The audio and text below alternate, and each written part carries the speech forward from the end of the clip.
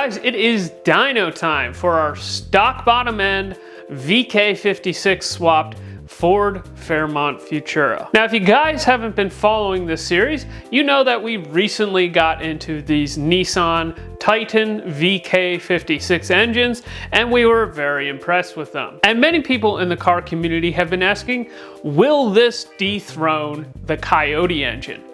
You can get these for right around LS prices. They're in junkyards everywhere, and they don't have the Ford tax. So we decided that the best way to prove out the capabilities of this engine were to do as little as possible to the engine, throw it into a chassis, and stick it onto the dyno. To give you guys a brief overview of the setup, what you're looking at here is a 2004 VK56 from a Nissan Titan. This engine came from a rusted out 121,000 mile chassis that we picked up a few months ago. We decided to reuse the original manifolds and built a pretty simple T4 turbo kit using some material from our friends over at Monkey Fab Garage. For the turbo, we went with a Forced Performance 7875 with an open T4 0.96 AR turbine, a 4-inch downpipe, 50mm wastegate. The intercooler is a 4-inch core unit that we picked up off of Facebook Marketplace, and all of that feeds into this sheet metal style intake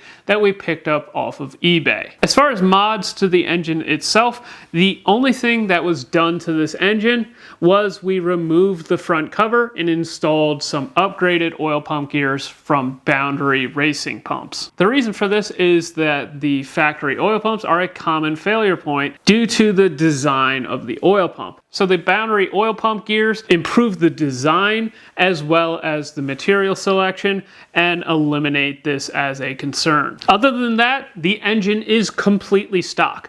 We didn't take the oil pan off, we didn't inspect the bearings, we didn't gap the rings, the cylinder heads never came off the engine. I didn't even take a valve cover off this thing. To make this thing go into the Fox body chassis, we had to fabricate a custom oil sump, and behind the engine we have a Turbo 400. And the mating of the engine to the transmission was made possible by our friends over at C3 Performance. They offer an entire swap kit in order to go from the factory VK56 flex plate, which has the factory crank trigger, to a TH400, 4L80E, or whatever other GM style of transmission that you may want to put behind this engine. For engine management, we installed a Link G4X Extreme ECU, and for our fuel injectors, we are now running a set of Snake Eater 1500cc injectors, but we're going to talk about that later. Now, I got to say a big thanks to John Rogers over at the That Ricer John YouTube channel. He was a heavy inspiration for us getting into this swap. Now, one of his comments about this engine when we talked to him at World Cup was he was a little wary of whether the connecting rods were going to hold up in this engine. So, are we going to pitch a rod out the side of the block? You're going to have to wait till the end of the video to find out. But before we get into the dyno action, we got some upgrades that we needed to make to the chassis, so let's get into that. Very shortly after we did our burnout test in the driveway, we almost immediately came to the conclusion that this thing needs more tire.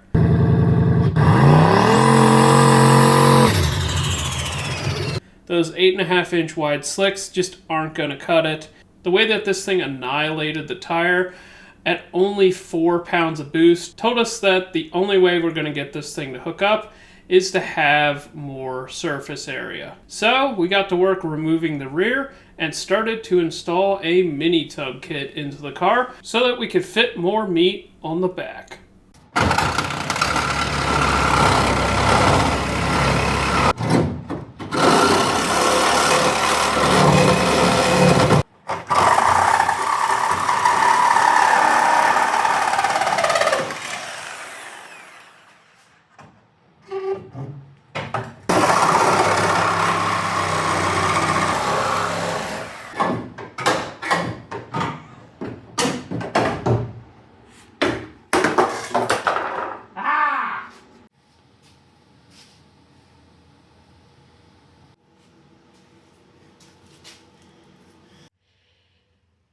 But prepping it's going to take a lot of effort. Alright guys, this is flat out impossible to get that much tire on a stock wheel tub. About the maximum tire size for a car like this is probably a 9-inch wide slick. That's what we ran on my wagon for years. But what we have here is a 10.5-inch wide slick. So next up is to get the wheel tub kit fit up inside of here and start to weld it into the car so that we can have our mini tubbed Ford Fairmont Futura.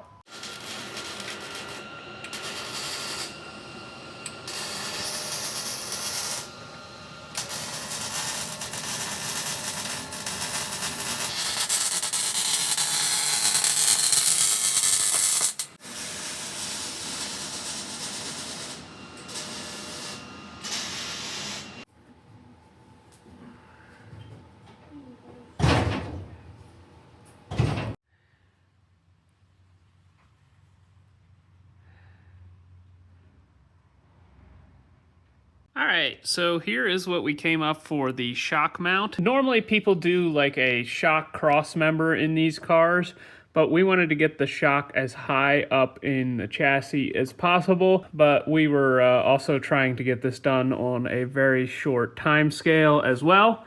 And then we made a very simple mount coming off of the rear for the bottom. This should give us plenty of tire clearance. The factory shock actually mounts right here and goes up here.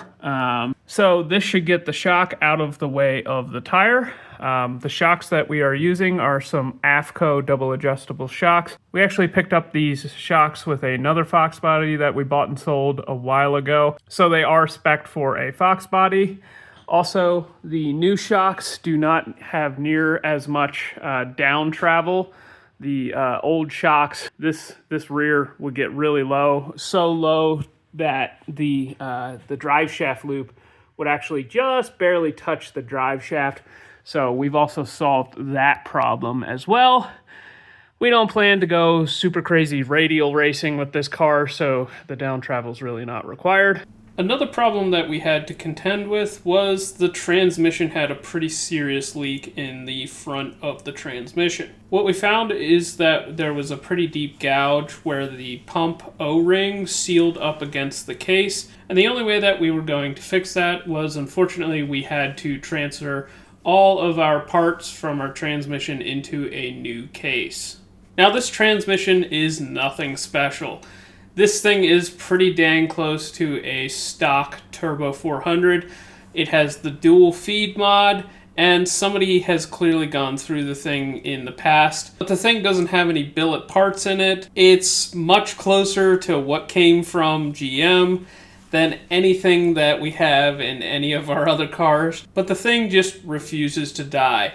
We literally paid $20 for the thing because it had a damaged bell housing, and it's the little transmission that could. And until it stops, we're going to keep running it. So we're scrambling to get ready for the dyno, and we had a conventional yoke on our drive shaft right there. Something happened with the drive shaft, and now that yoke right there does not engage into the transmission anywhere close to where it needs to be. So luckily, Dad, it never throws anything away. Junk pile to the rescue. Yeah. For you guys who don't know about Turbo 400s, there's multiple tail stocks that come in these units. Long tails, short tails, and the yokes are actually different. And on these long tail transmissions, there's an O-ring inside. And while you can get away with putting a standard yoke on there, a lot of times this output shaft sticks out extra far. And what you have to watch out for is some of these transmissions require that you have a yoke that has no splines at the end. And there is an O-ring on the output shaft that seals on this. And there's a gas port right there to let the gases out, any air that gets in there.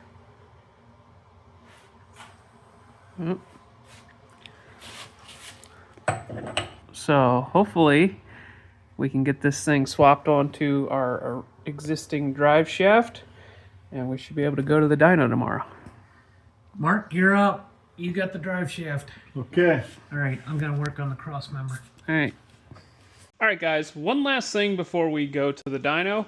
I want to change out my injectors. As I may have mentioned before, we are running a set of Bosch 210s that I had sitting on the shelf. They are a non-flow matched set that I bought from a supplier, and when I ran them on my flow bench, they varied pretty wildly. So we're going to swap them out for some Snake Eater Performance Pro Series injectors. If you guys aren't familiar with these, basically Snake Eater Performance takes Bosch injectors of their specification and then flow matches them to suit your application. They even send a little data sheet along, and you can see that they are all flowing within a very close band to one another, plus or minus 0.1%. And I think that's more than good enough for us. I also talked to them about getting the right height for this combination. I actually had to put little washers here in between the fuel rail and the fuel rail mounts. So I'm hoping these will install a lot nicer than the 210s did. And the spacers that they supply with these actually come with the retaining clip, which is even better. The spacers that I had laying around did not, and I was a little bit sketched out by this whole situation as well. So hopefully this will solve all of my concerns, and we'll have a much closer flow-matched injector set. So let's get these installed.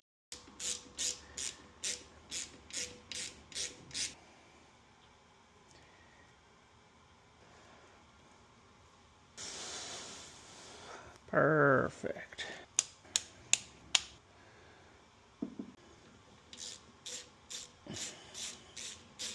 So now that all of our chassis upgrades were done on the car, we had ourselves an adequate tire on the back, and we installed our Snake Eater 1500cc injectors.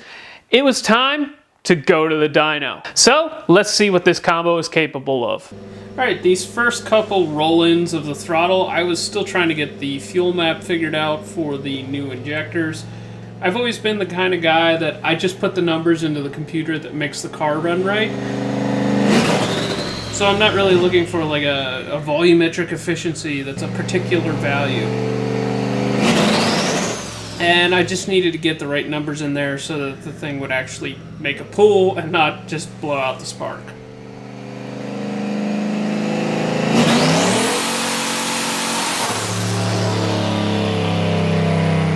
So I trimmed a bunch more out. You want the setup? We're gonna leave the setup the same, Calvin, for the time being.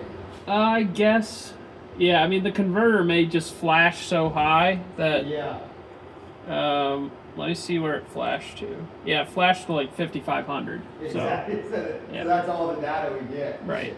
Yeah, and even if you did, not gonna fix that. yeah, even if you did it off RPM, it's still gonna miss it. You know, True. It's not gonna matter. Right. Yeah. You might get like 2 data points, but like. Exactly. What do you even take it to? 7? I was gonna start 65 and see if it lays over, and you know, Yep. we'll see. Okay. Try it again.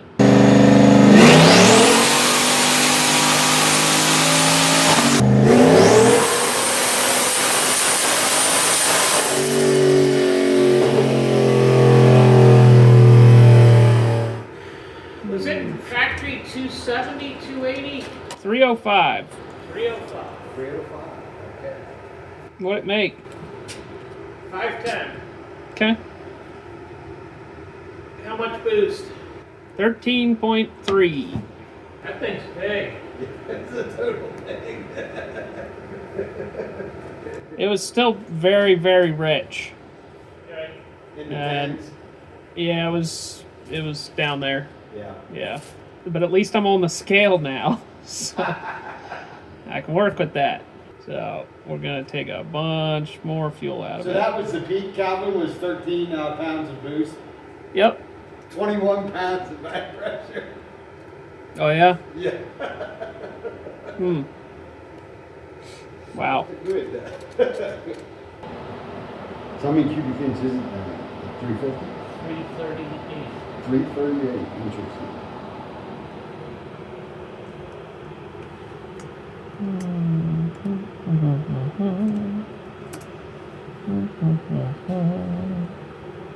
And what you guys is going with it? 8's Eight.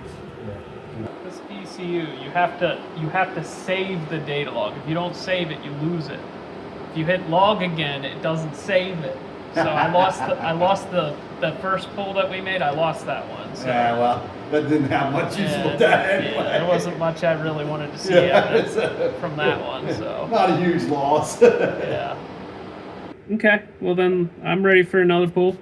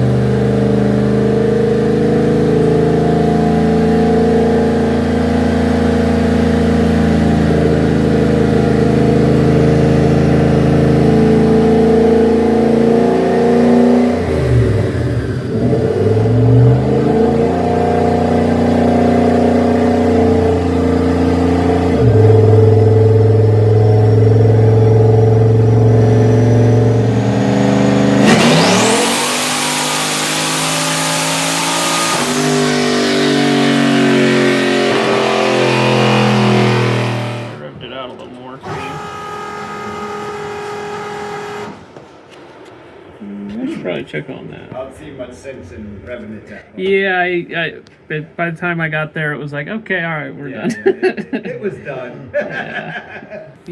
What kind of boost? 13. 13? Still needs trimmed a little, but it's not far off. Okay.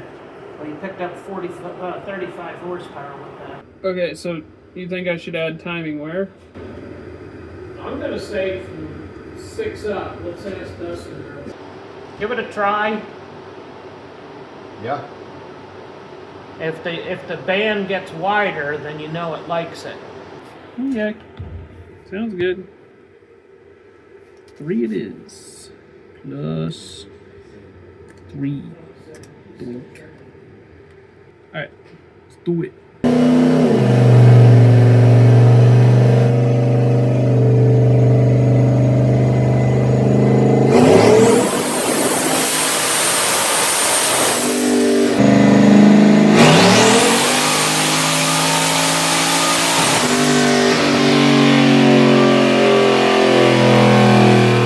Still 13 pounds?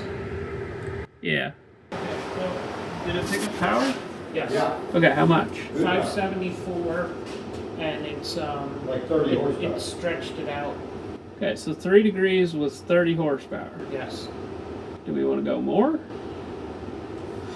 I'm doesn't- thinking above 6,400. Okay.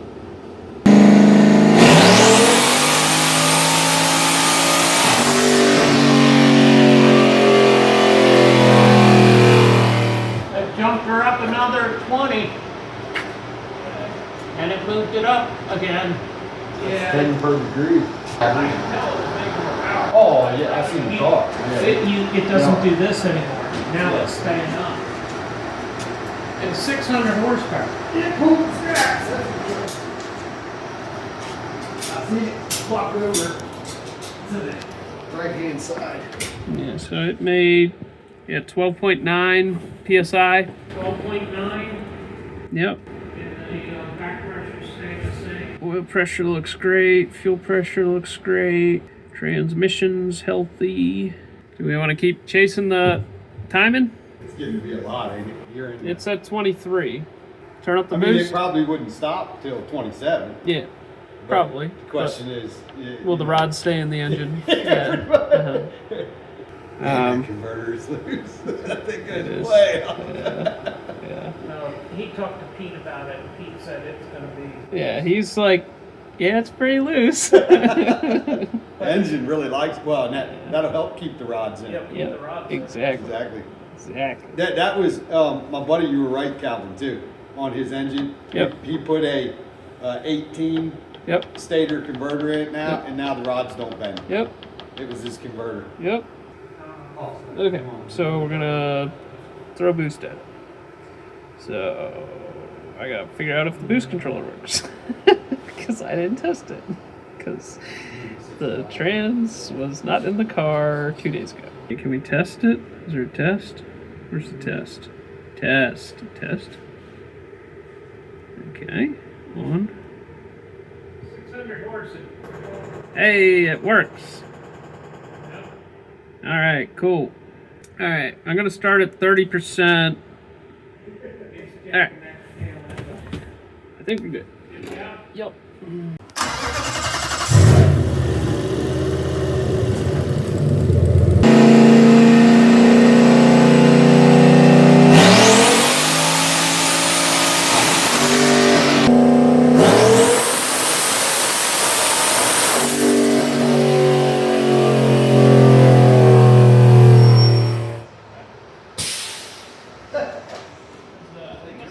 Kind of like soft limiter or something. It's not my socket.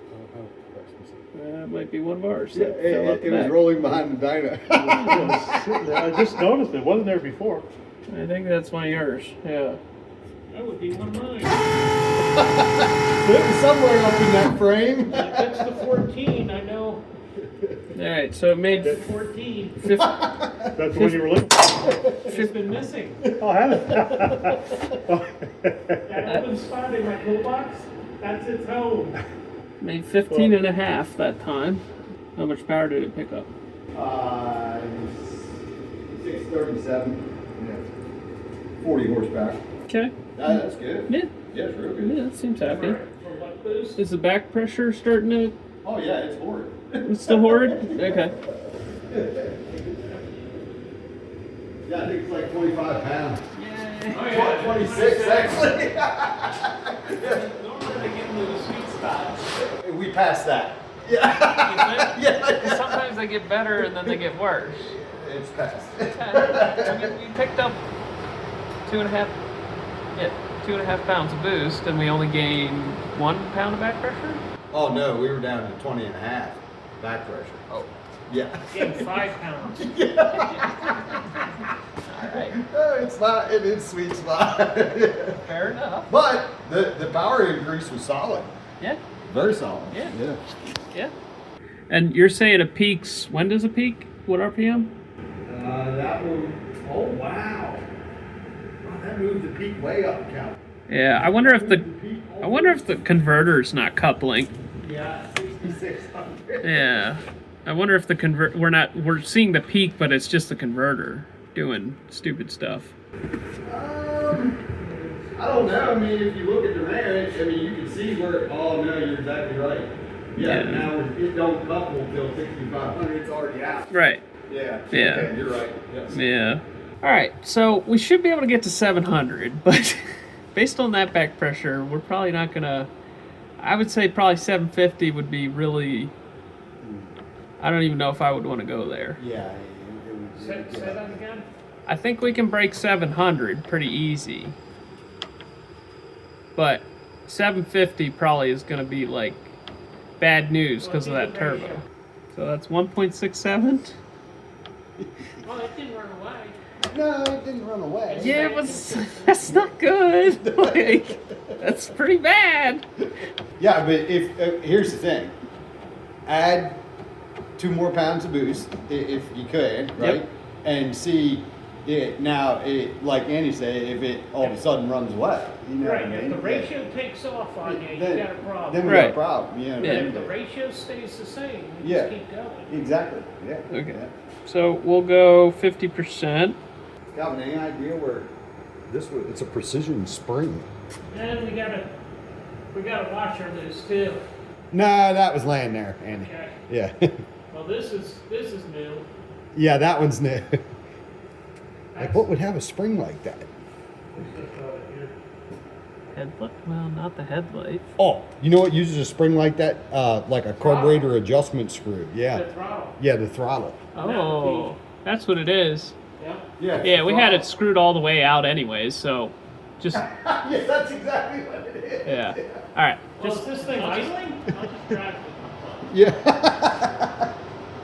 You're gonna have to go in front of me and not behind me because this thing's gonna sprinkle parts all over the floor. Заебал этот советский автопром! Hey, maybe it'll bring up some more of your sockets. I'll have a complete set by the time this thing's done.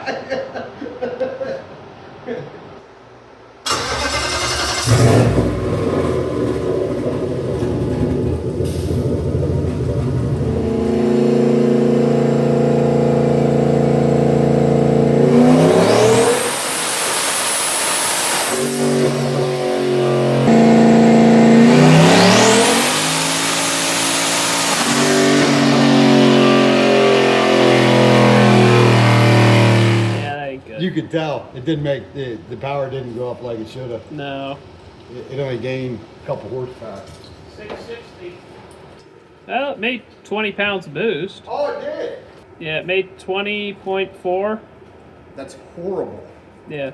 Hey, that's about what it was, 1.67. Because, or no, that would be 1.5. No, It's getting I'm better. saying the gain for the amount of boost. You just added 5 pounds of boost. Okay, so what's the back pressure? 30. I thought you said 30. 2. Okay, 32. So it's still maintaining that same ratio, but But it wasn't happy though because you added 5 pounds of boost and only gained 22 horsepower. yeah, That's horrid. yeah, that is horrid. Yeah, I would say mean, you don't have a choice. Now you got to put timing in. yeah, fueling. I don't think you can put any more. The boost Yeah. is done. It's making good oil pressure. Yeah, that's great. It did not respawn though. It said no, it don't like that. Yeah. This is reminding me of my Fairmont. But the back pressure ratio went way down. Oh, it went way down. Yeah. Well, what's the ratio? It was 167. It just went to 157. Okay. Yeah, but why didn't it pick up power? For 5 pounds of boost, it should be making a lot more. 5 pounds of boost, that thing should have picked up 100 horsepower. Yeah. Maybe not quite that much, but yeah. Yeah, 50 anyway. Yeah. Yeah, 20. No, it's unhappy. Yeah. But did the IETs go crazy? Come? No. No. No. I mean, they're like maybe 5 degrees higher. I feel like if we throw more boost at it, it's just gonna. Yeah, I'm Suck thinking more. add another degree of timing. Yeah. Let's try a degree, and if that doesn't do anything, I think we're done. 'Cause I don't know if I want to throw any more boost at it.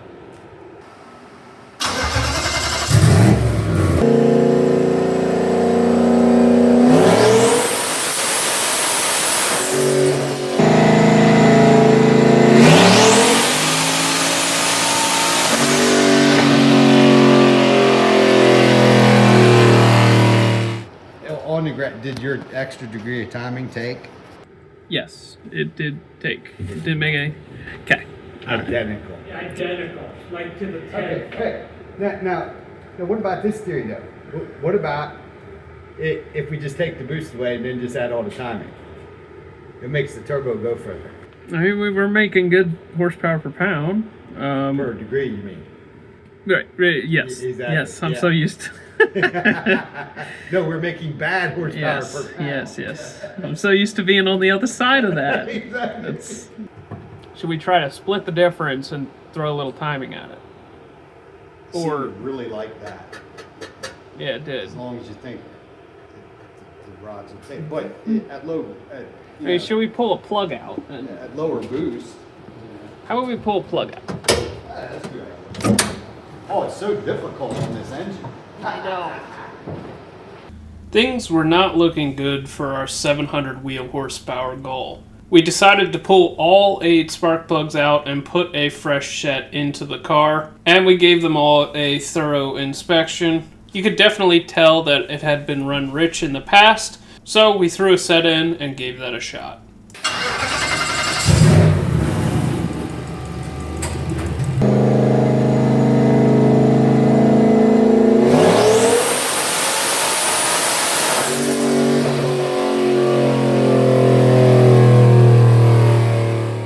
17.7. Nice. Yep. And that was 21 degrees of timing. 22. 21. 21. Yep, degrees of timing, and let me just finish looking stuff over. 2 degrees in that. Yep. Yeah. Because it likes that. It don't Yeah. like that boost. No, it doesn't. And the number. Yeah. Back pressure did go down. Yeah. We definitely put it into a place where it was really unhappy. It's okay, little fella.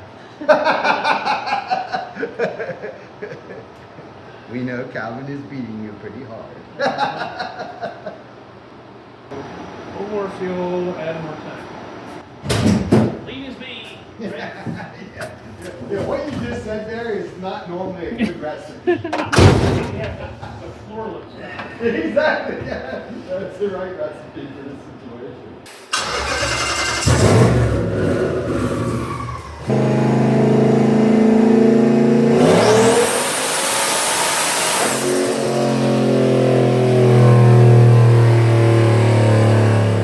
That's all she got. That sounded happy. It did. That pull was short. Now all of our pulls up until this point were in second gear. And most of the time when you put the car into third gear, it will make more horsepower. I believe this is due to better drivetrain efficiency in third, but we were a little concerned that if we went into third gear with this torque converter the way that it was, it would just slip more.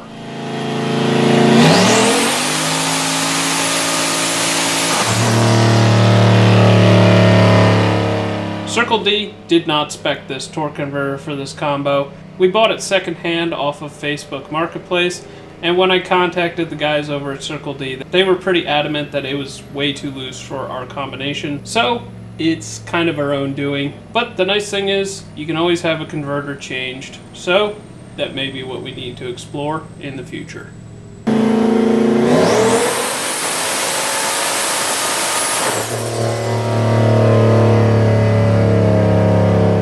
Guys, as I said, our goal with this combination was to make 700 wheel horsepower. And unfortunately, we were not able to produce that today. Now, I will say that the engine probably was making in excess of 700 wheel horsepower, but unfortunately, our torque converter was not down to party. Now, also, I think that we may be running into some flow limitations on our turbo as well. But it's hard to say at what exact power level that the turbo is beginning to struggle. We were starting to see the back pressure rise to a point where it was beginning to be a little out of control. And if you guys saw, it actually made less horsepower at 20 pounds of boost than it did at 18 pounds of boost. Even when we tried to optimize the timing at 20 pounds of boost, it just didn't want to party. Now, if that were all torque converter, I think we still would have seen a higher horsepower number at that 20 psi of boost, but we would have seen a smaller increase as far as horsepower per pound of boost. The fact that we did lose horsepower at that higher boost level says to me that the turbo isn't really there to party at 20 pounds of boost. Now, our goal with the car is to get into the 8s and run 8s all week when we take this car to sick week. And to do that, we need 700 wheel horsepower. And something that we commonly see with a torque converter is it will slip pretty excessively on the dyno, but when you take it to the track, the slip gets a whole lot better. But we are running a Circle D torque converter on this thing, so there is always the option to pull the thing out, send it off to Circle D, and have them tighten it up. But let me know if you guys have any opinions down in the comments. I'm curious to see if you guys have any theories on why we weren't able to make that 700 wheel horsepower number. Next, I want to talk about my overall impressions of the engine. I will say I do like the sound of this engine a lot better than a Turbo LS. They have a different firing order, and I think I prefer the sound over an LS. And for an engine that literally came out of a car that had been sitting for several months, something that came out of a stock vehicle that was probably neglected, I'm very impressed with this thing. We didn't see excessive blow-by. We didn't see excessive coolant pressure. And I think if we had a little bit larger turbo and a tighter torque converter, we could have really made this thing sing. But that leaves room for improvement in the future, and I am excited to see how this thing performs at the track. It's going to be fun to see how close we can get to those 8-second elapsed time. And then next time that you see this car and this combination, it will be at the racetrack. So make sure that you guys stay tuned for that. And with that, I'm going to end this video off here. Make sure that you like, comment, and subscribe. If you enjoyed today's video, make sure you go buy a shirt. Links in the description. And share the video with a friend. Go check out our other VK56 videos. All right, guys. See you in the next one.